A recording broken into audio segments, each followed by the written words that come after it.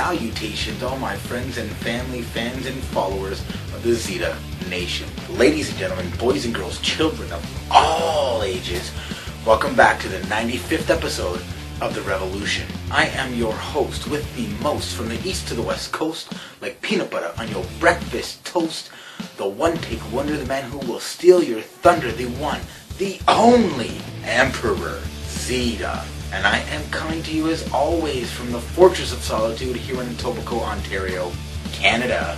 So this week we have a very, very special comic book day with not only Fred's return, but we have the Rich's brothers Paul and David both making appearances on the show. Plus we also have some really awesome stuff this week from Princess Katherine. One quick thing before I go. Just want to talk to you guys about door-to-door canvassers. If somebody comes to your door knocking, whether it be for charity, for signing up with a new phone company, water heater, gas main, whatever the hell it is, there is no need to be rude and miserable when you answer that door. If you don't want to talk to them, don't answer the door. When you answer that door, don't be a miserable cunt rag, dick-headed douchebag. Show some decorum and show some politeness, because I can guarantee you that those canvassers are going to try their best to be polite to you. Anyways, that is enough from me. Let's get on with the show. Rock and roll, baby. And here we go.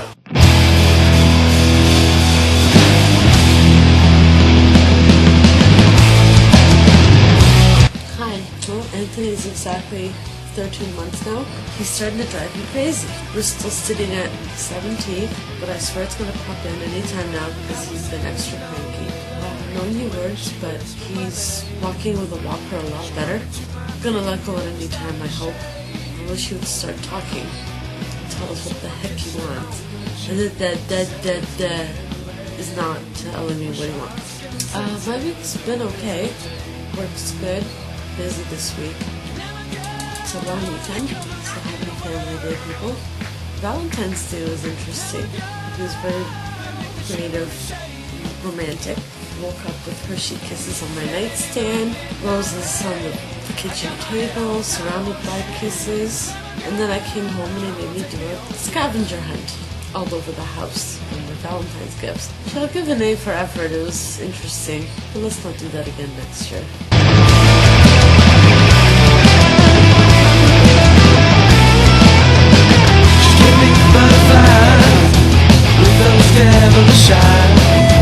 That's when she put my hand in between her thighs. Night wasn't getting any younger. It was a sober thought. So have another drink and give me all you got. Let me go.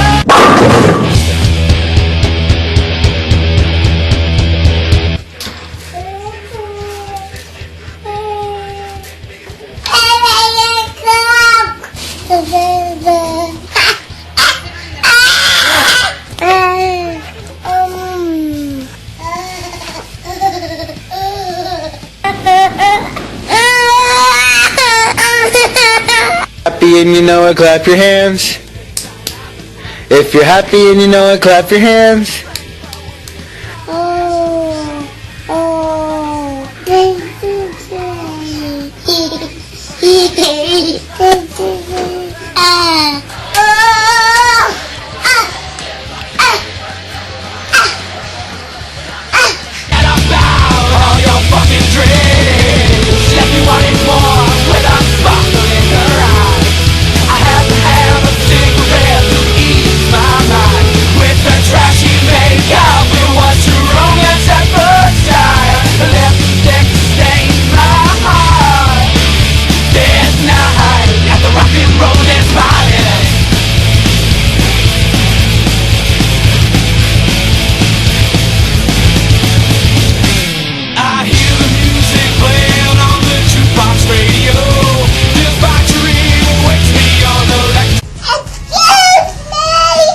As the Elimination Chamber approaches, I can't help feeling completely underwhelmed. I'm not even looking forward to the Chamber match this year because we all know that Randy Orton's going to walk out with that title.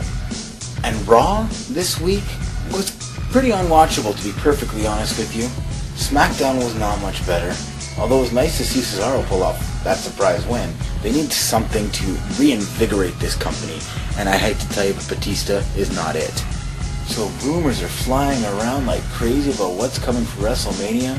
Sting, Hogan, Undertaker. If all the rumors are true, this is going to be the best WrestleMania ever. As long as they figure out some way to get Batista and Randy Orton out of that main event. So John Cena has been sort of put to the back burner this WrestleMania season. The last 2 years it was all about him and The Rock. This year, there's no real clear path for who he's going to be facing. The rumor is that he'll be taking on Bray Wyatt, which is a great push for Bray Wyatt, but for John Cena, not so much. I don't care what anybody says, I'm a John Cena fan and a John Cena supporter. I think the guy is pretty awesome in the ring. He can put on some wicked matches, and he has held the company on his shoulders and on his back for the past 10 years. Yes! Yes! Yes! Back to Daniel Bryan, who should be World Heavyweight Champion already, but now they're programming him with Kane. You mean the feud that we should have seen last year when they broke up. Team Hell No was awesome, but the Yes Movement has so much momentum, I can't believe they're wasting it on a throwaway match like the one he's doing against Kane. It's closer time! So on the CM Punk controversy, there has been absolutely no news at all. He's not speaking about it, WWE is not speaking about it. I'm betting Vince is crapping his pants because of all the money they invested in making Punk a big, huge, legitimate star, and he pisses it all away because he was having a bad night. Now given there's probably been problems that have been eating away at him for the past few months, and the fact that he was relegated to a nothing spot come WrestleMania season had to have pissed him off. But he walked away, he quit, he disrespected his fans, and I for one don't care if we ever see him back, no matter how great of a wrestler he is. Zack Ryder was not on any shows at all this week. After last week of him being on 2 shows, I was getting excited that maybe we were going to see a resurgence in Zack Ryder's career. But I really think Triple H is just waiting out his contract till he can release him and call up some NXT guys. It's really a shame that Zack Ryder is constantly crapped on by the company. I am serious, bro! And you think what they're doing to Daniel Bryan is bad? The way they buried Zack Ryder after he had all the momentum in the world was just ridiculous. And it continues, and no matter how much I love his Twitter account, unfortunately that's not getting him on WWE TV. They need to pull the trigger on a faction of him, The Miz, and Ziggler. Add in a big guy, bring up the Big O, throw in Langston, I don't care. Just give the man a storyline already.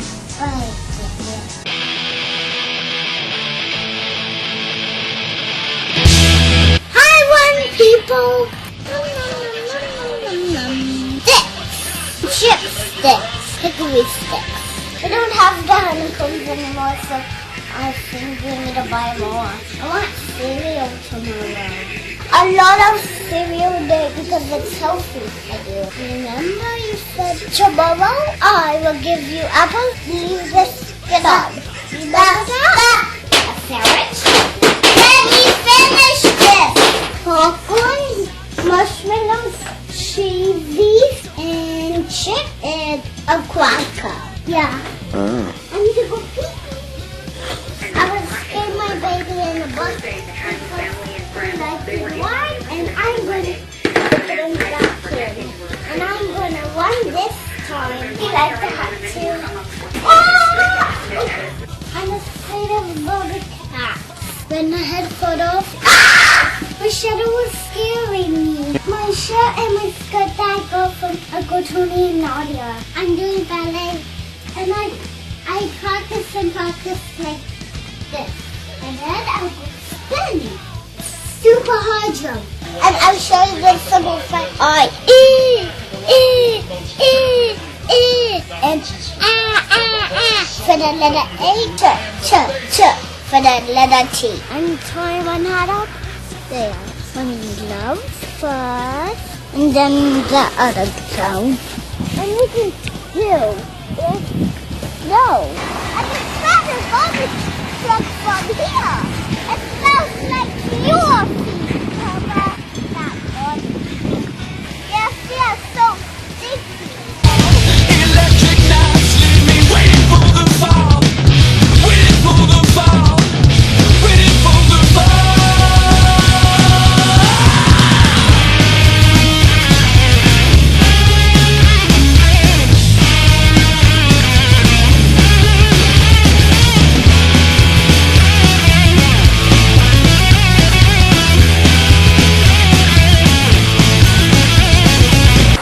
Hello people, it is comic book day, that's right, it is once again comic book day. We are waiting for the 44, it is just at the light, so I'm gonna be quick. We're headed down Excalibur Comics, me and my little prince here. Hopefully Fred will be back this week. If not, we will definitely have the second part of Rob's Conspiracy Theory for you this week. Plus, either myself or possibly Paul, who is going to be in this week because he did post his mental propaganda.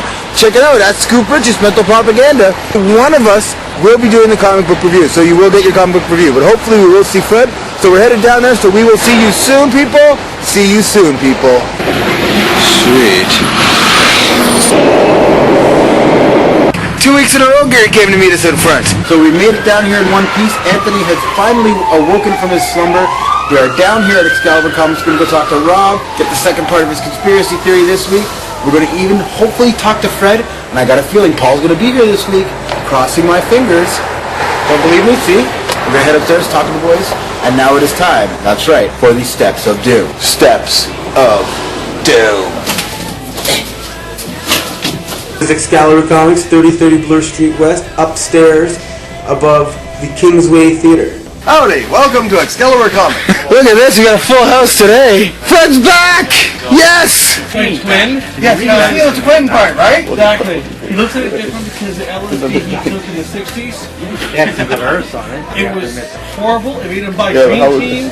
It made him buy the movie. If I want to recommend something, Constantine's still fairly good. It's getting there in the DC comics. It's actually the better ones in the storytelling for something that was previously an R-rated comic book. You can almost sort of say to yourself, how? Normally when you put death and dismemberment inside a storyline, that would be something you take away from the comic book. That would be something that would make it more mature. Why is it like Keanu Reeves? That ass. It's like Canadian Keanu Reeves. Jonathan Hickman, again, a nice book, The Avengers, is always recommended. What's interesting about this issue is basically doing a second part of an interesting storyline where basically the Avengers from the early 60s come back, either in present time or I would recommend it just simply for one of the reasons of the covers, because this one is a cover of Avengers number 3, so it's like a fun little nostalgia thing. Did you also go into the idea that the Hickman is ripping off the storyline ideas from all new X-Men? Where they brought the X-Men from the 1960s to the present to sort of say, look, this is where you're going wrong in the future. That he had his stroke, but he's getting better and you can follow him on Twitter. This is taking the idea of taking the old X-Factor styles from almost 20 years ago when Claremont relaunched them as the new X-Men in disguise and said to them they're corporate. This corporate identity, though, tends to be a little bit more nefarious, just trying to figure out what's going on to make them that nefarious. But the fact of the matter is, the storytelling doesn't detract from that. And that's why you sort of want to pick this up to see where he's going to go with this and how he's going to take this along. The artwork becomes a compliment to the writing as opposed to writing as a compliment to the artwork. Okay, Dan's is taking the good old the superior Spider-Man to Goblin Nation. This is going to be an interesting storyline because we know eventually this is going to lead into the Amazing Spider-Man. Sure, I would recommend this issue because it looks a hell of a lot better than the usual crap that's done by some of the other artists. So we'll keep cartoons from my team. The final issue of X-Men Legacy. Not your son of Batman, your son of Xavier from the X-Men. Now, the wonderful thing here is that it comes to the idea of we're going to settle this in such a style here, we're going to use every color in the palette to make you go psychedelic and nuts. And it is psychedelic. I mean, he is a telepath, telekinetic, everything underneath the sun. Okay, we got Mark Millard, my mistake, John Romita Jr.'s Kick-Ass 3, number 6. Now what's good about this issue is basically we get the origin of perhaps one of the most interesting characters around, Hit Girl.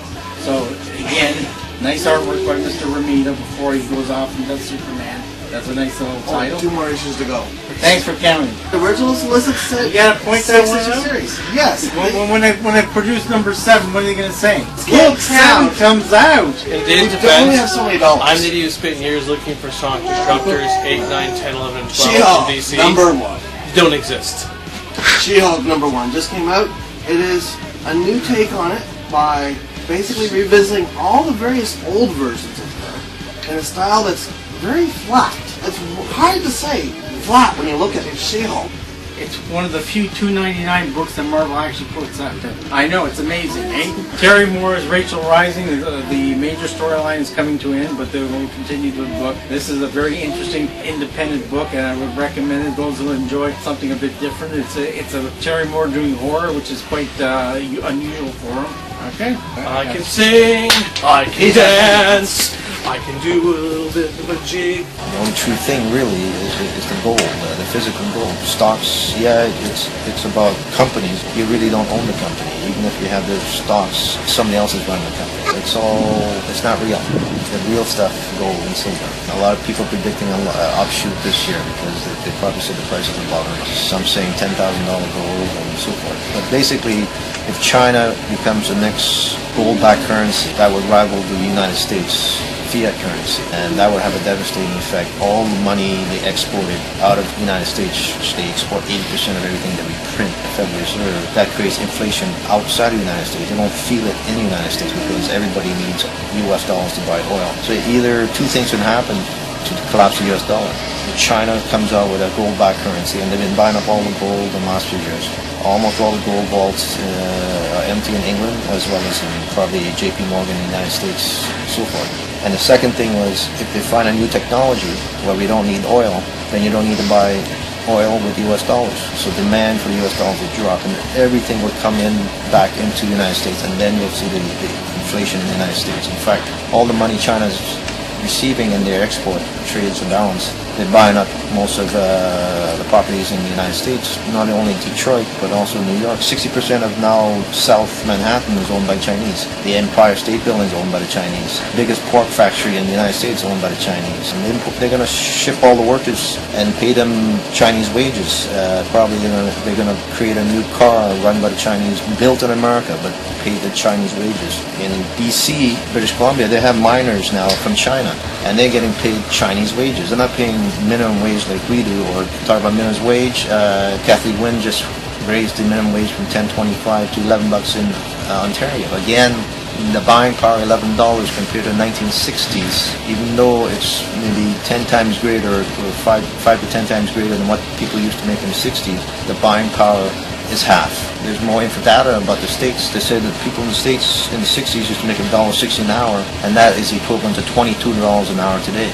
So yeah, the kids today seem to be making more than their father and grandfather, but their buying power is half or even less than half than what they used to be able to buy. They hide it with smaller packaging of food or whatever, especially food, or they give you substandard food, cheaper. Even the new Soylent feed for people is like $21 a month. You're going from beef to chicken to eggs to now Soylent, which is almost like a cattle feed for humans. It's almost like that Charlton Heston movie, Soylent Green, where the government had to supply everybody food, not seaweed, but actually human corpses they were consuming. Soylent food supplement or whatever is the way of the future, but I think it shows that our money is devalued and we're getting substandard food for our money, and a lot of the health experts are saying because of the crappy food we're eating, the rise of diseases have come about, especially cancer, and they're saying in 10 years, the rise of cancer, 70% of people will get cancer. It's all because of the food. Tick-tick-tock, the clock has stopped. Another episode of the Zita Nation is in the books. Thank you for joining us here for episode 95 of The Revolution, and come back next week for a brand new episode right here on YouTube. Go back and check out all of my other episodes right here on YouTube, and subscribe to my channel, one word, Emperor Zita, right here on YouTube. Pick up your Drop Dead Pinups Electric Night CD. Check them out on iTunes, grab one of their t-shirts, and follow them on Twitter for all the news about the brand new album at Drop Dead Pinups. Don't forget to follow me on Twitter at Emperor Zita. Head down to Excalibur Comics for all of your comic book and conspiracy theory related needs. And hey yo, say hello to the bad guy.